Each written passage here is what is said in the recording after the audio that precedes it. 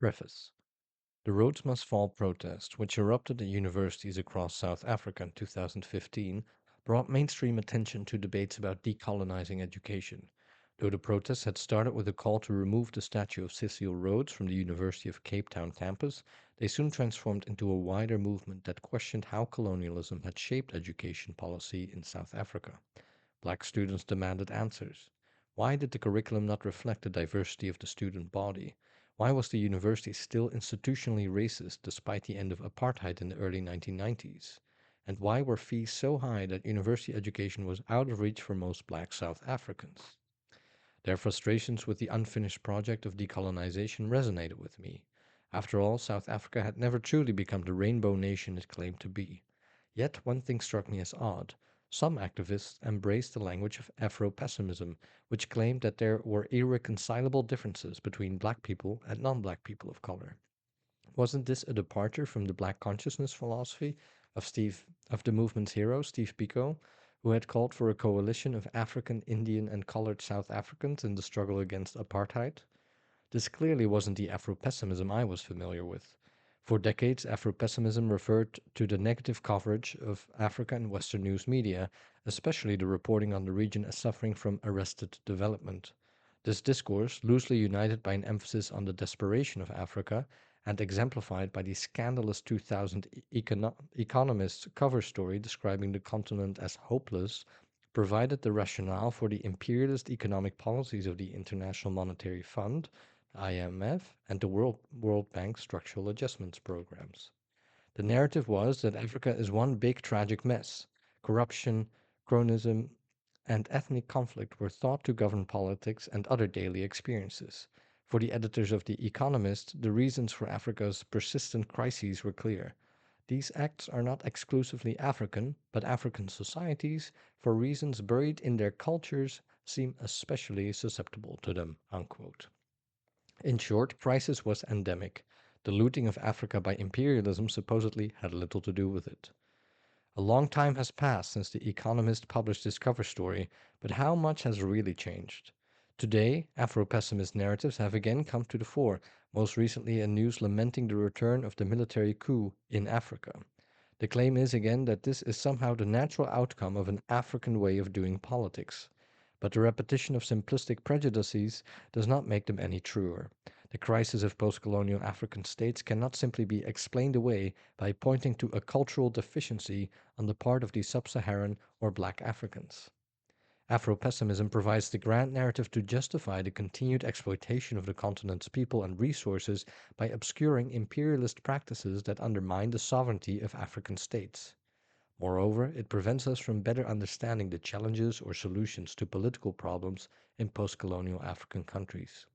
This is, of course, deliberate. Is there any better way to mask imperialism's hold over the continent? When the term Afro-pessimism recently began appearing in books, journal articles, and curiously on activist social media, referring to an entirely different discourse, I was admittedly confused. But I was curious too. Where had this new Afro-pessimism come from? Did it have anything to do with the old Afro-pessimism? Did it have anything to do with Africa at all? As it turned out, the new Afro-pessimism, from now on AP 2.0, has nothing to do with naughty questions about post-colonial African politics. AP 2.0 is a highly theoretical discourse which has tried to make sense of the persistent violence and discrimination against black people in the United States, despite the achievements of the civil rights era. But, true to its name, it shares none of that era's optimism. For AP 2.0, I soon found out, anti-black racism is not historical or contingent. That is, it cannot be overcome by addressing the concerns of black people in the political sphere. Blackness for AP 2.0 is an eternal condition that precludes black people's participation in politics and condemns them to a life of social death. This attitude of despair seemed to me to reflect the same essentialist prejudices as the discourse that had lent AP 2.0 its name. AP 2.0 too suggested that there was something inherently unmodern about blackness. For AP 2.0, Africa was simply the place from where enslaved black people had been shipped off to the Americas, only to be dehumanized on their way to the plantations via the Middle Passage. By reducing an entire continent's history to a singular traumatic event, AP 2.0 was echoing the same fantastical view of Africa, which lets the continent fade into the background and offers it up as a blank slate on which to imprint our own narratives, myths, and beliefs, which has so often prevented us from better understanding its realities. But how could AP 2.0 claim that black people, and by extension black Africans, could do nothing to resist their oppression? Hadn't black people from all over the continent contributed to the historical project of national liberation? While the thrust of AP 2.0 was understandable considering the seemingly endless cycle of police violence against black people in the United States, it had nothing to offer activists working, for example, towards police abolition on the ground. The supposedly radical discourse precluded the very idea of a politics that might enable us to transform social relations and imagine a different, better world. Therefore, what was at stake in the debate, I thought, was the very possibility of a revolutionary black politics. There was also the matter of the erasure of a political tradition of national liberation Marxism, which had produced some of the most radical political thought in the 20th century. As I read and discussed AP 2.0's key thinkers, I kept on encountering the claim that Marxism had nothing to offer black people, or that it was inherently Eurocentric and should therefore be discarded. This claim is, of course, both theoretically and historically false. Yet somehow black activists and scholars had come to accept it as true. The erasure of anti-colonial Marxism in Africa didn't begin and end with AP 2.0.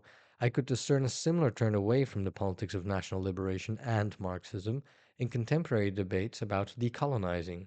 Decolonial studies, which lends discourses on decolonizing the museum or universities its theoretical framework, claimed that Marxism is Eurocentric too. Moreover, its proponents argued that the politics of national liberations were destined to fail because of their fetishization of the nation state. But the turn away from decolonization, understood as transforming a colony into a self governing entity with its political and economic fortunes under its own direction, creates a distance between current debates and the historical event itself. Without this historical reference point, the debate on decolonizing would lose sight of what the object of its discontent is. What did decolonizing even mean if it was applied without reference to national liberation? And what resources did it offer to those fighting against imperialism in the global south?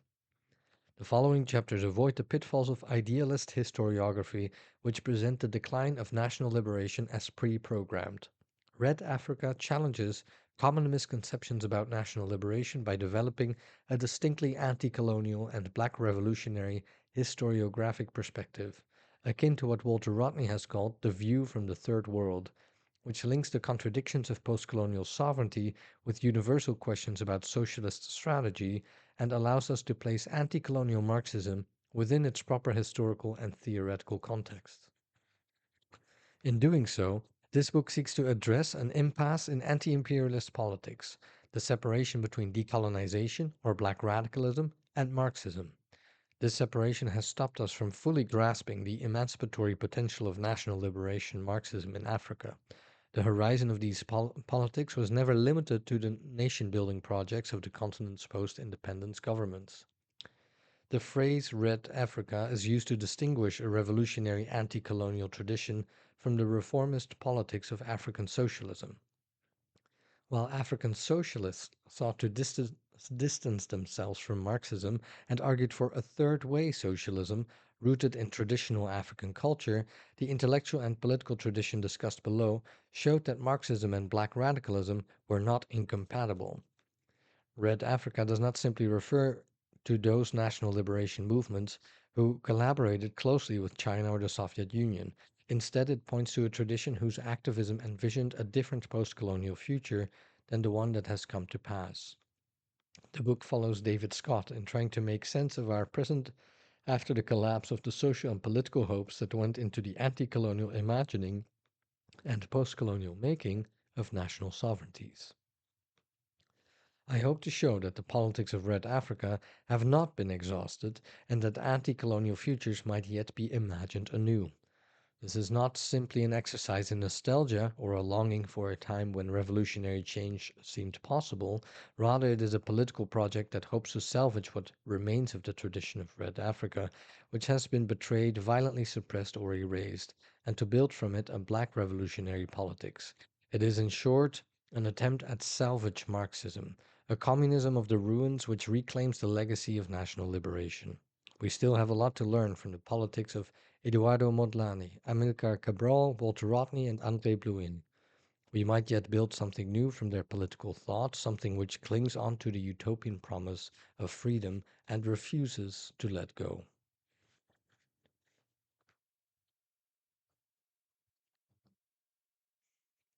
Chapter 1: Decolonization and the Decline of the Bandung Spirit. In April 1955, delegates from the 29 Asian and African countries assembled in Bandung, Indonesia for the first ever Afro-Asian Conference. Indonesia had declared its independence from the Dutch only a few years earlier, and its President Sukarno was eager to assert the country's sovereignty on the world political stage. But the Bandung Conference was more than just a celebration of Indonesian independence. For the first time, nations from the global south could meet and discuss their shared vision for a post imperial world order without interference from the West. Earlier attempts at Afro Asian solidarity had been complicated by racism, and the nationalist leaders at Bandung vowed to not let this happen again. Instead, they resolved to make the basis of their shared politics the rejection of colonialism and imperialism, not racial or cultural similarities. In his report from Bandung, later published as The Color Curtain, the novelist Richard Wright praised the conference as, quote, a meeting of almost all of the human race living in the geopolitical center of gravity of Earth, unquote. This was, of course, hyperbole, but Wright had a point. An estimated 1.5 billion people, around half of the world's population at the time, were represented at Bandung.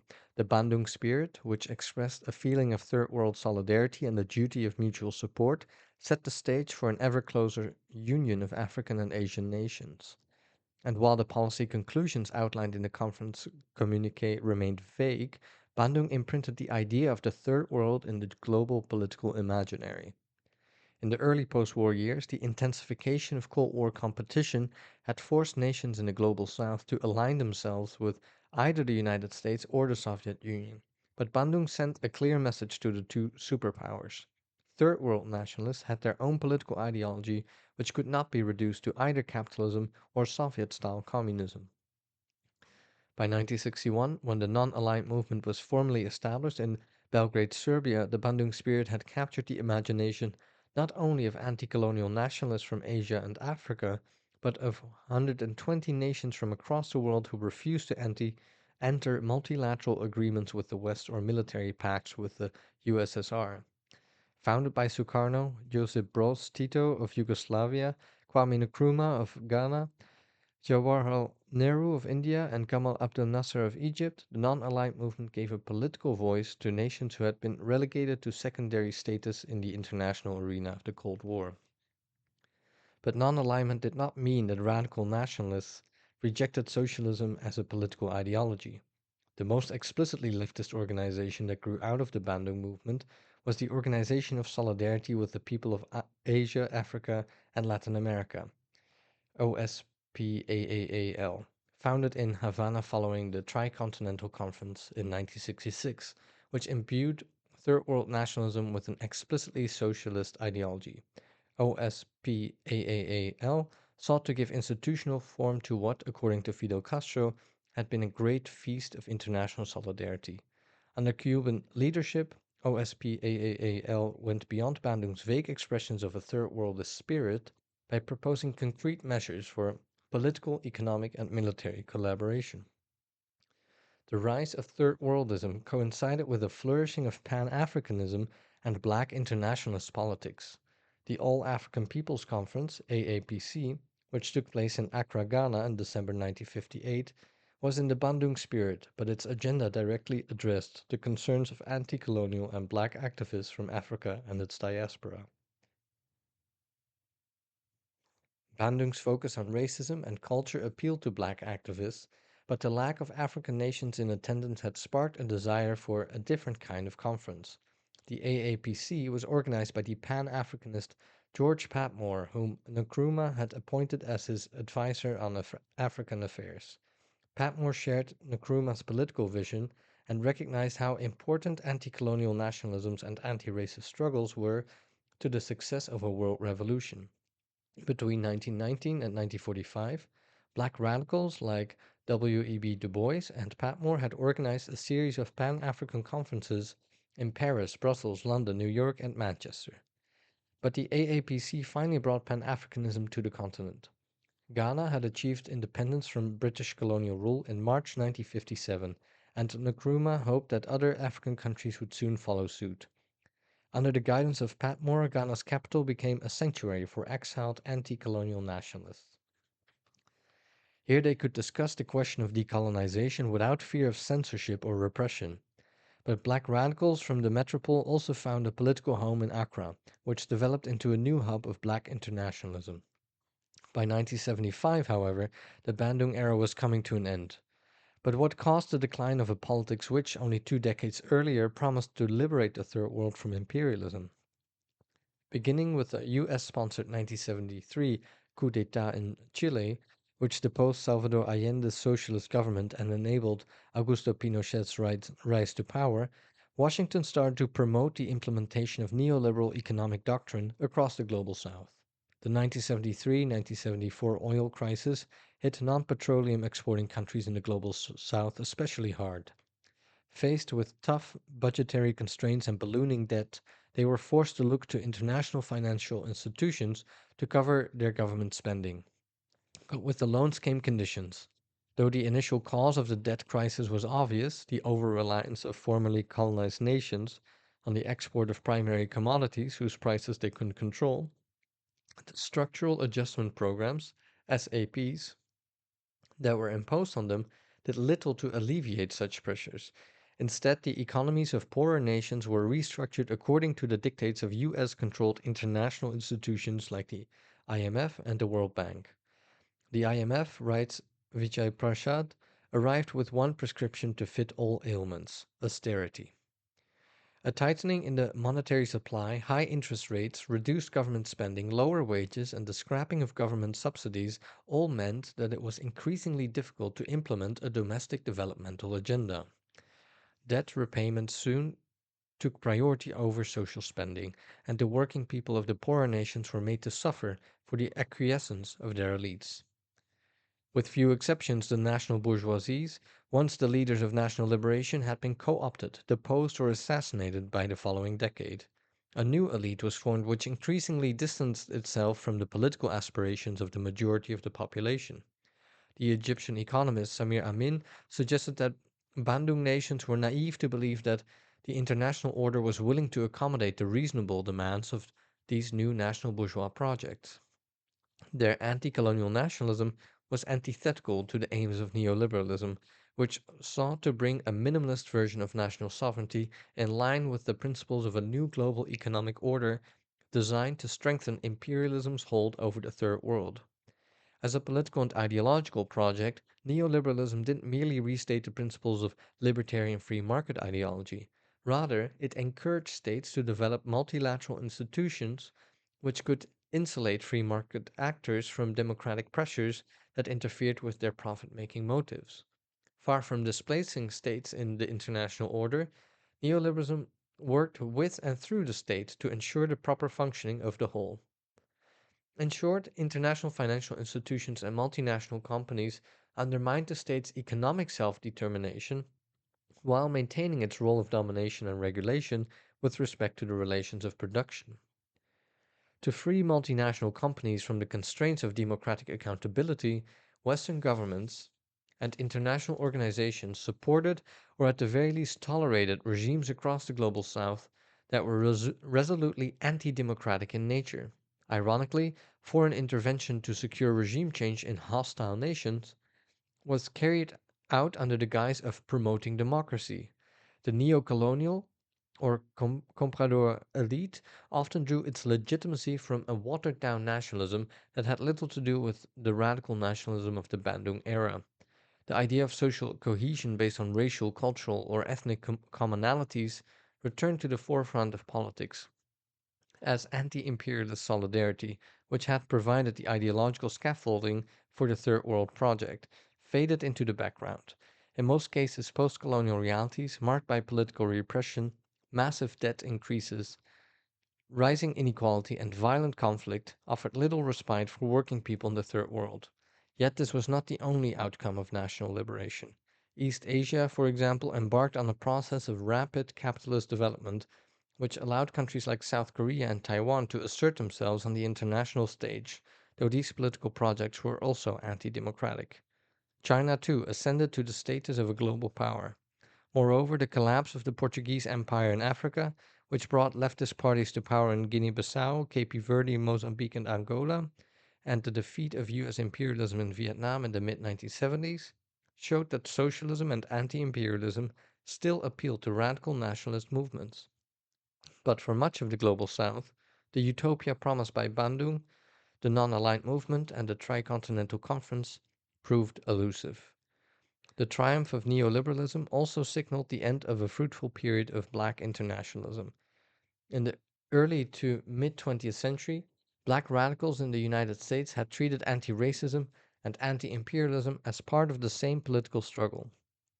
Quote, before the N word of the Western world can play an effective part in the world revolution, unquote, wrote the Harlem radical Hubert Harrison in 1920, they must first acquaint themselves with what is taking place in the larger world whose millions are in motion, unquote. Shortly before his assassination in February 1965, Malcolm X, long an advocate of a militant and parochial black nationalism, returned from a trip to Africa convinced that black people in the United States should also be invested in the anti colonial struggle in Africa. But these black internationalists or pan African politics were often influenced by close relationships that black radicals forged with nationalist leaders in the Third World. Towards the end of the 20th century, there weren't many radical nationalist leaders or projects left to inspire black radical politics in the United States. The assassination of Patrice Lumumba in 1961, orchestrated by the CIA and the Belgian government, and the CIA sponsored coup that brought down Nkrumah's government, dealt a particularly harsh blow to black internationalism. Even Ghana and the Democratic Republic of Congo, once beacons of the black radical imagination, had become US backed military regimes.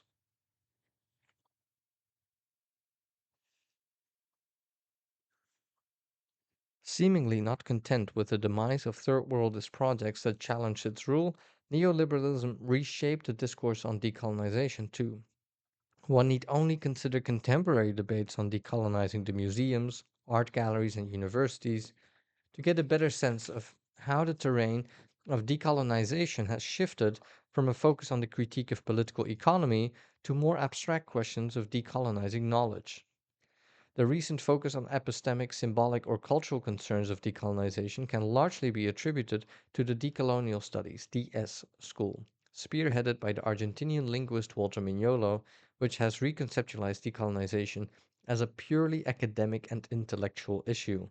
While the discourse encompasses multiple strands of writing on colonialism and epistemology, DS scholars share a common set of theoretical positions, including Enrique Dussels' anti-universalism, Mignolo's geopolitics of knowledge, Immanuel Wallerstein's world systems theory, and Sandra Harding's standpoint theory. An epistemic approach which argues that research must begin with the perspectives of the most oppressed and marginalized, since they are socially situated in a way that gives them an advantage in gaining certain forms of knowledge. Most importantly, however, DS builds on the concept of the coloniality of power first articulated by Anibal Quijano to describe a matrix of power that, quote, produces racial and gender hierarchies on the global and local level, functioning alongside capital to maintain a modern regime of exploitation and domination, unquote. For Quijano, coloniality is a mode of power that has its roots in two historical processes: the codification of difference, i.e., superiority, inferiority, and the idea of race, and the establishment of new modes of control which made labor and resources available for capitalist accumulation.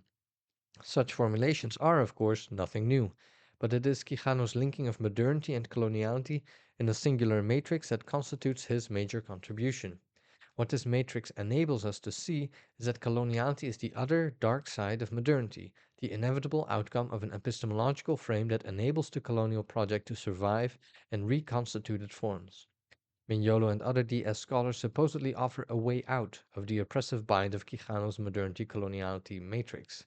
As Mignolo explains in On Decoloniality, quote, if there is no modernity without coloniality, if coloniality is constitutive of modernity, if the slash in the triad modernity, coloniality, decoloniality divides and connects, then decoloniality proposes the undoing of modernity. That is, decoloniality implies demodernity. At the same time, modernity coloniality engender decoloniality. So there will be no decoloniality, and decoloniality would not be necessary if modernity coloniality had not created the need to delink from the rhetoric of modernity and the logic of coloniality. Unquote. DS proposes new ways of thinking, sensing, believing, doing, and living that delink from the Eurocentric knowledge production of modernity. Its aim then is to enable a reconstitution of knowledge based on epistemic pluriversality, the coexisting epistemologies and practices of the multiple worlds that the cultural and linguistic other inhabits. In doing so, they are pushing back against modernity, which relies on a philosophical anthropology that, to borrow a phrase from Sylvia Wynter, overrepresents European man as if it were the human itself, and subjugates those who have been categorized as subhuman according to colonial logics. There is a tension between the emancipatory aims to which DS pledges allegiance, the theoretical framework it proposes, and its proponents' positionality in the international and intellectual division of labor. What are the implications for anti imperialist struggle in the global south if those at the forefront of challenging the Eurocentricity of knowledge production are based in the resource hoarding universities of the global north, and especially in the United States? Is there not a danger here of reproducing precisely the kind of epistemic coloniality from which we are trying to delink? And what are we to make of DS's reliance on a deferential version of standpoint theory, whose narrow focus on spokespeople from marginalized groups could prevent us from centering those voices whose exclusion DS claims to be fighting against? As Olufemi Otaiwo explains, quote, the concept of elite capture originated in the study of developing countries to describe the way socially advantaged people tend to gain control over financial benefits, especially foreign aid meant for others, unquote. But elite capture can also be used to describe, quote, how political projects can be hijacked in principle or in effect by the well-positioned and resourced, unquote. There is perhaps an analogy to be made between certain types of scholars in the neoliberal university and the neocolonial elites. Both enable the reproduction of a system that ensures the continued exploitation of the very people they claim to represent. Taiwo is not the only one concerned with elite capture.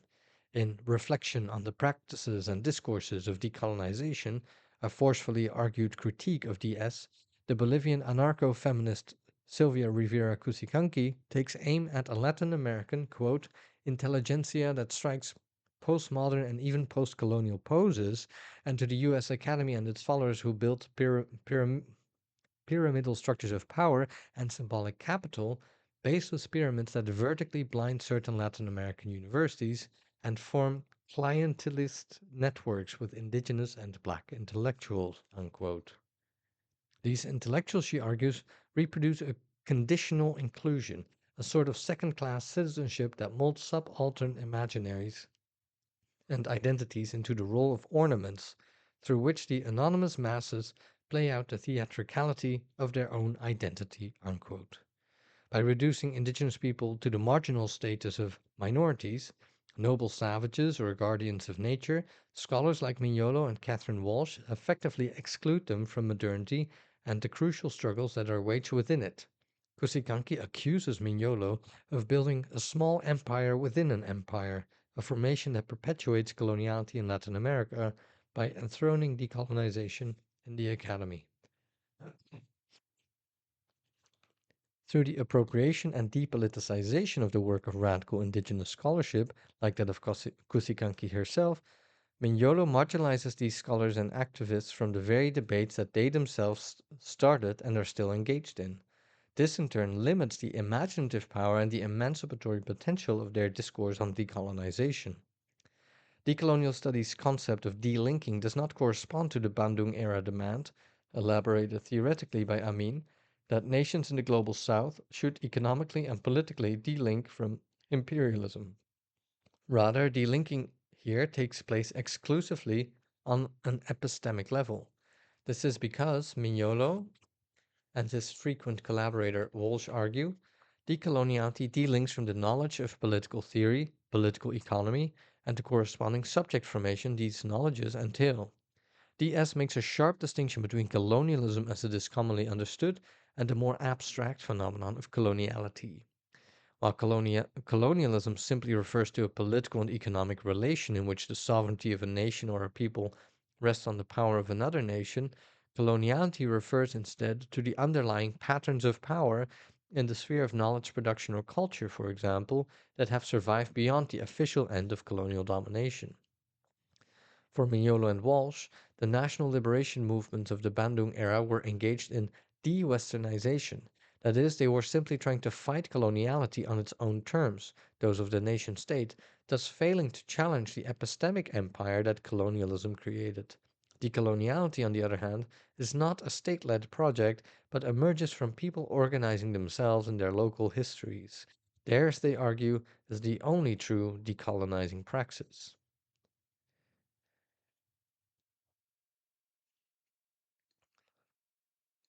In her 1993 essay Public Enemies and Private Intellectuals, Ruth Wilson Gilmore takes issue with three approaches to scholarship that have shaped how marginalized academics present themselves in the neoliberal university.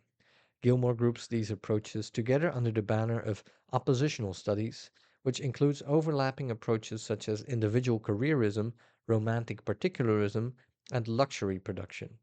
She defines romantic particularism as the tendency to uncritically celebrate the essential authenticity of epistemologies and cultures that have been suppressed by colonialism and imperialism. Luxury production, on the other hand, refers the relatively comfortable site, i.e., the university, from which these scholars produce oppositional knowledge. For Gilmore, the final tendency, individual careerism, assigns primary importance to the fact and survival of oppositional studies within the intellectual and social structures of the university. To this end, scholars become obsessed with the idea of being the first to coin a theoretical concept or the most knowledgeable about a new oppositional object, a performance, text, or theory, for example. All three tendencies lead oppositional scholars to distance themselves from broader social struggles taking place outside of the university, while they continue to derive their academic credibility from a close identification with precisely these struggles. Like decolonial studies, postcolonial studies too seems to have a bone to pick with anti-colonial nationalisms. Though he takes issue with its theorization of multiplicity as difference, i.e., romantic particularism, Achille Mbembe, one of the foremost African thinkers of the 21st century, shares with DS a distrust for the politics of national liberation, especially when aligned closely with Marxism. For Mbembe, the African encounter with Marxism and nationalism resulted in a formation he calls Afro-radicalism. Conflicting discourses such as negritude, African socialism, and Afro-Marxism, or what I call Red Africa, are here treated as part of the same episteme, but more on that later. Afro-radicalism split history into three major events: slavery, colonialism, and apartheid, which led the African self to become alienated from itself. It suggested that Africans must unite around these three events to form political identities that enable them to finally know themselves, to recapture their destiny, sovereignty, and to belong to themselves in the world, autonomy. But Afro radicalism remained stuck between voluntarism and victimization, both of which prevented Africans from truly understanding their subjectivity. It also retreated into a fetishization of difference by emphasizing Africa's cultural uniqueness.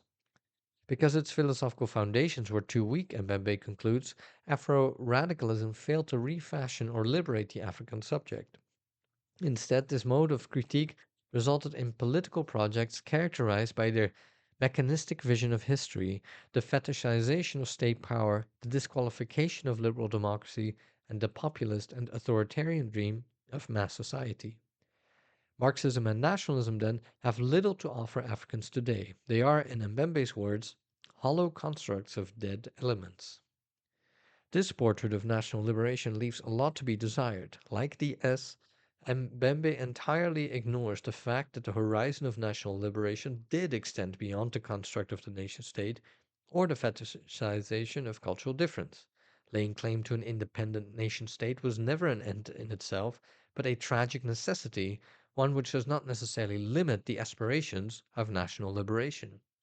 When we consider what Adam Getachew calls the world-making aspirations of anti-colonial nationalisms, we begin to understand the specificity of the questions and contradictions that animated their politics. While one can agree with Michael Hart and Antonio Negri that the nation state is a poisoned gift of national liberation, and that there are, of course, problems with the state form, one cannot chastise movements struggling for control over it. The point, then, is not to dismiss anti colonial movements that have fought for an independent nation state, but to suggest that the struggle cannot end there. But Mbembe and Diaz elevate the purity of the decolonial project above all else, seemingly ignoring the constraints of actually existing post-colonialism in actually existing capitalist modernity. The question of how it is possible to do without the state in a capitalist system of nation states is never addressed. Freedom, as articulated by the national liberation movements, was based on the right to self-determination, a political question concerning the democratic rights of oppressed nations. Two different interpretations of self-determination emerged in the early 20th century. Woodrow Wilson's call for a free, open-minded, and absolutely impartial adjustment of all colonial claims at the Paris Peace Conference in 1919, and the Bolshevik conception of the right to self-determination. For Lenin, self-determination was a revolutionary principle which could break apart the reactionary empires of Europe. Wilson, on the other hand, thought self-determination would achieve precisely the opposite, to protect an existing imperial order against radical challenges like the Mexican or Russian revolutions. While the Bolshevik conception of self-determination gave colonized peoples the language to challenge the existing international order and call for a radical break with the colonial past, the Wilsonian moment was a counter-revolutionary episode. Wilson's declaration excised the Bolshevik right to self-determination and repurposed the principle to preserve racial hierarchy in the new international order, making it entirely compatible with imperial rule. Of course, colonized people felt they had been shortchanged. While such disappointment would eventually lead to the emergence of early anti-colonial nationalisms in Asia and the Middle East, the Wilsonian moment severely limited the arena which colonized peoples could make their world-making claims. The post-Wilsonian order still governs international politics, though American imperialism is not as unrestrained as it once was. The rise of China, for example, has complicated its hegemonic designs. We now find ourselves at an impasse. If the post-colonial present is characterized by the failure of national liberation to reimagine the international order, what might take its place? To establish a new mode of anti-imperialist politics, I propose that we must do four things, though, though the list offered here is by no means exhaustive.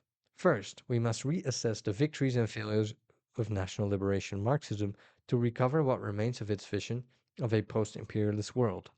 Second, we must return to the critique of political economy to determine how poorer nations in the global south might overcome their peripheral integration into the capitalist world economy.